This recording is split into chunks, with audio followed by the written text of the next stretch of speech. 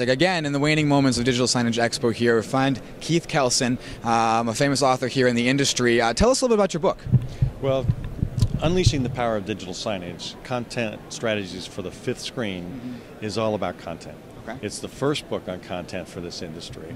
And if you look at, the reason I wrote it is really simply to help uplift the industry around content, because we have so much technology at our fingertips.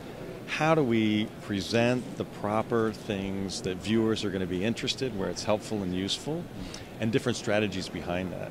So the way I look at the world is I look at three different types of networks.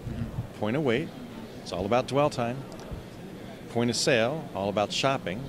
And point of transit, it's all about people on the go. Okay. And if you divide it up into those three simple blocks, what happens is the content follows behind those three different blocks. So I start there and weave that theme throughout the whole book, so it makes it easy to understand. Now, why the fifth screen? Well, if you look at all the screens that we have, there's first the silver screen, cinema, then you have television, PC, mobile, and then digital signage. Okay. And which really brings it, we have 5 screens that we have to create content for. So as time goes on, we find ourselves, starting to break down some of those barriers and silos that are in companies to create a media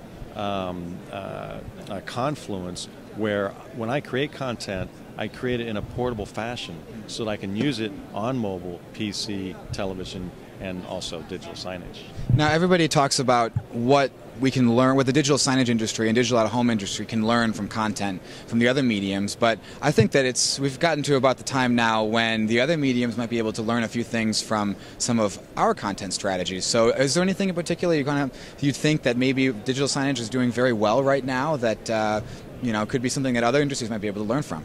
Well, it is a new medium. It's different than anything that we've seen before.